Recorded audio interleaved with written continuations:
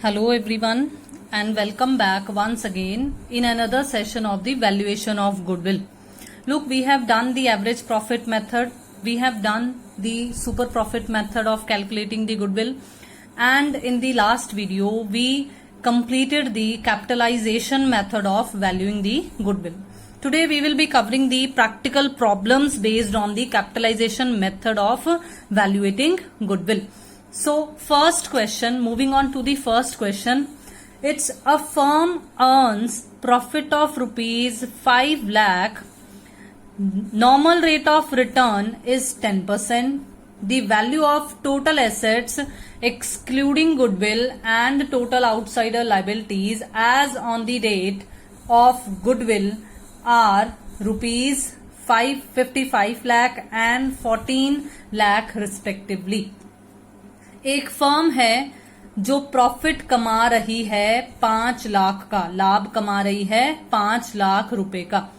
Normal rate of return मतलब जो हमारी वो सामान्य प्रतिफल दर है वो 10% की हमें बता रखी है, और हमें टोटल एसेट्स की वैल्यू गुडविल के अलावा और टोटल आउटसाइडर लायबिलिटीज जो हैं इस डेट को, जिस डेट को हमने गुडविल की वैल्यूएशन करनी है, on the date of valuating goodwill, ये है 55 लाख की एसेट्स हैं और 14 लाख की लायबिलिटीज हैं.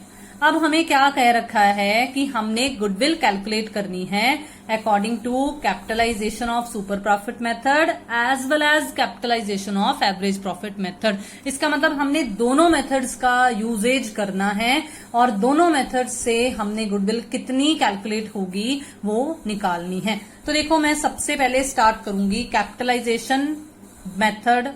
कौन से वाला? सुपर प्रॉफिट्स वाला, यानी कि calculation by capitalisation of super profit method. अब देखिए इसमें फॉर्मूला कौन सा यूज होता है? इसमें फॉर्मूला यूज होता है goodwill is equal to super profits multiply by 100 upon normal rate of return. अब देखिए, क्या आपको सुपर प्रॉफिट्स पता है? आपको नॉर्मल रेट ऑफ रिटर्न तो पता है. अगर आपको इस क्वेश्चन में सुपर प्रॉफिट्स पता चल जाएं तो गुडविल निकल आएगी. अब आप ये सोचिए कि सुपर प्रॉफिट्स का क्या फॉर्मूला होता है. अगर आप ध्यान दो तो सुपर प्रॉफिट्स का ये फॉर्मूला होता है actual average profits minus normal profits. अब देखो, आपको एक्चुअल प्रॉफिट्स या एवरेज प्रॉफिट्स तो वो देखिए स्टार्टिंग में रुपीज 5 लाख गिवन है, लेकिन क्या आपको नॉर्मल प्रॉफिट्स पता है? आपको नॉर्मल प्रॉफिट्स नहीं पता है. आपको वो क्या करने पड़ेंगे? फाइंड आउट करने पड़ेंगे. अब फिर से देखिए, नॉर्मल प्रॉफिट्स का क्या फॉर्मूला होता है? नॉर्मल प्रॉफिट्स का फॉर्मूला होता है capital employed multiply by normal rate of return. अब आपको विनियोजित पूंजी निकालनी पड़ेगी, क्योंकि ये नॉर्मल रेट ऑफ रिटर्न तो आपको दिया हुआ है 10%, लेकिन आपको कैपिटल एम्प्लॉयड नहीं पता है. तो अब यहां से दिमाग लगाओ कि क्या वो चीजें गिवन हैं जिसकी मदद से आप कैपिटल एम्प्लॉयड निकाल सकते हो. यस, हमें गिवन है. हमें टोटल एसेट्स की वैल्यू भी दे रखी थी क्वेश्चन में, और हमें आउटसाइडर्स लायबिलिटीज भी पता है.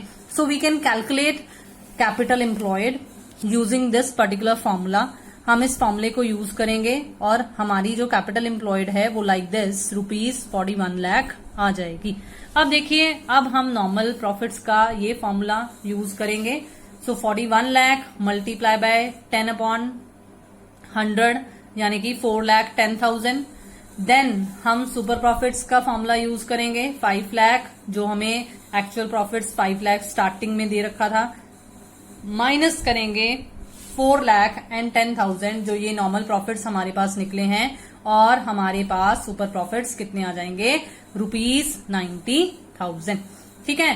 तो अब देखो, स्टार्टिंग में हमने गुडविल का फॉर्मूला यहाँ यूज किया था super profits multiply by 100 upon normal rate of return.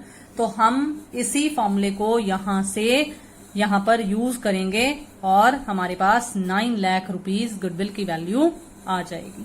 तो आई होप कि ये जो पहले क्वेश्चन में मैंने पहला पार्ट सॉल्व किया है वो आपको समझ में आ गया है. समझ में आ गया है तो जल्दी से सब्सक्राइब बटन दबा दीजिए अगर आपने अभी तक सब्सक्राइब नहीं किया है चैनल को. सब्सक्राइब बटन के बिल्कुल साथ में एक छोटी सी घंटी बनी हुई होती है, कृपया उसको बजा देना ताकि न्यू अपडेट्स जो है ना वो आपको जल्दी से पता चल जाएं कि क्या न्यू अपडेट्स हैं. So moving on to the next, हमारे पास है सेकेंड पार्ट इसी क्वेश्चन का, which is capitalisation of average profit method. अब देखिए, capitalisation of average profit method है हमारे पास। कैपिटलाइजेशन ऑफ एवरेज प्रॉफिट के लिए हमें कैपिटलाइज्ड वैल्यू पता होनी चाहिए एवरेज प्रॉफिट्स की, क्योंकि गुडविल का फॉर्मूला ये है, capitalised value of average profit minus actual capital employed. अब एक्चुअल कैपिटल एम्प्लॉयड तो हमने पीछे अभी अभी फर्स्ट पार्ट में निकाला था, तो वो तो वही सेम 55 में से 14 माइनस कर 41 लाख हमारे पास आ रहा है। अब capitalised value of average profit निकालने के लिए हमने पढ़ा था लास्ट वीडियो में कि इस फॉर्मूले को यूज किया जाता है।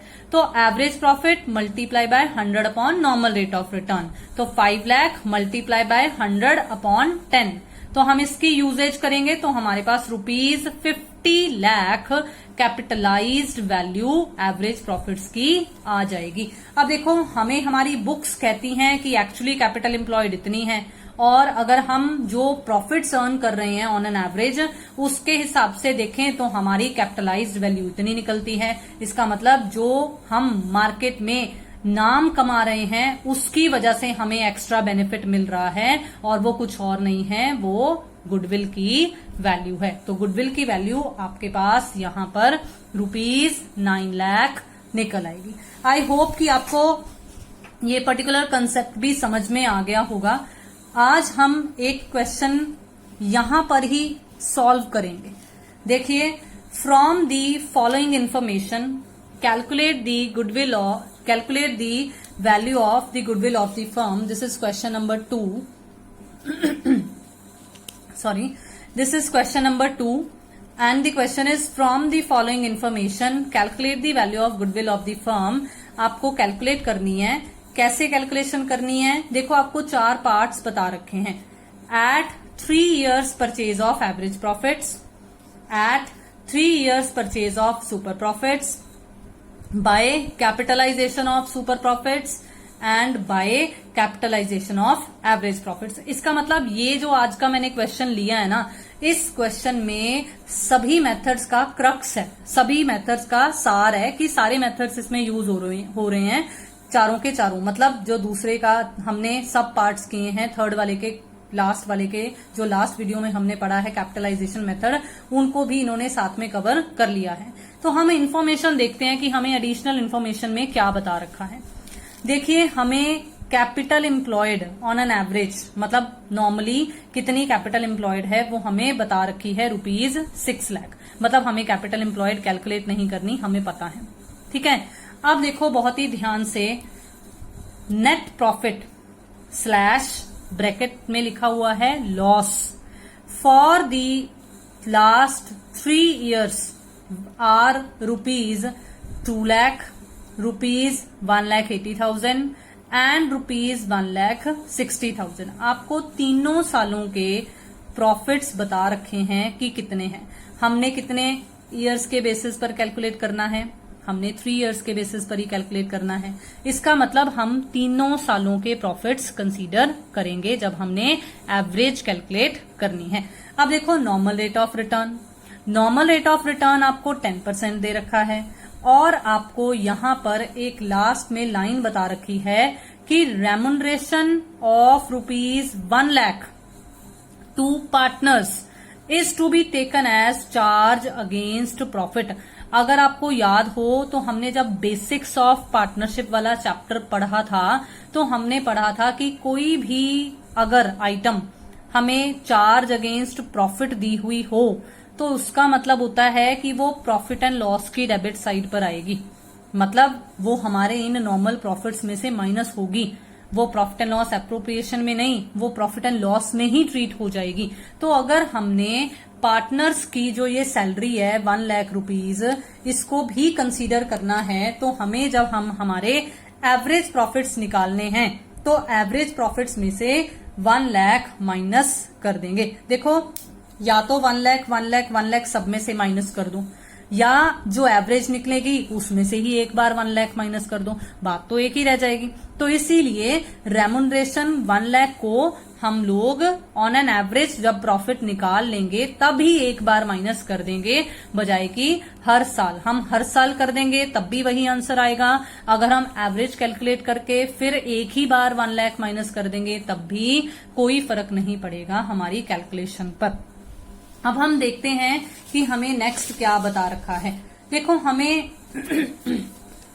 हमें एक और चीज यहां लिख रखी है कि एसेट्स ऑफ द फर्म जो है वो 7 लाख है, जबकि पार्टनर्स की कैपिटल जो है वो 6 लाख है और आउटसाइड लायबिलिटीज जो हैं वो 1 लाख है। देखो अगर आपने ध्यान दिया हो तो भाई हमें एडिशनल इंफॉर्मेशन की पहली जो लाइन लिखी हुई थी वो कैपिटल एम्प्लॉयड ही थी और वो भी 6 लाख ही दे रखी थी। और अगर आप यहां ध्यान दो, ये जो इंफॉर्मेशन हमें दे रखी है, अगर आप इस इंफॉर्मेशन के बेसिस पर कैपिटल एम्प्लॉयड कैलकुलेट करो तो वो भी 6 लाख ही निकल रही है। देखो ये इंफॉर्मेशन हमें एसेट साइड की है, हम एसेट्स में से लायबिलिटीज को माइनस करते हैं, तो 7 लाख में से 1 लाख अगर माइनस करेंगे तो कैपिटल एम्प्लॉयड कितनी निकलेगी? 6 लाख।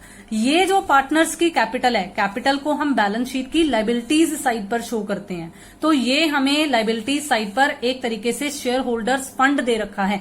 मैंने आपको बताया था कि शेयर होल्डर्स फंड में क्या क्या आता है। शेयर होल्डर्स फंड में कैपिटल आती हैं, फ्री रिजर्व्स पड़ी होते हैं जो जिन पर पार्टनर्स का हक होता है वो आते हैं। तो इसका मतलब इसमें हमें रिजर्व्स तो कुछ नहीं दे रखे, हमें सिर्फ पार्टनर्स की कैपिटल ही दे रखी है 6 लाख, तो यही हमारी कैपिटल एम्प्लॉयड भी बन जाएगी। तो आई होप कि आपको क्वेश्चन सारा समझ में आ गया होगा।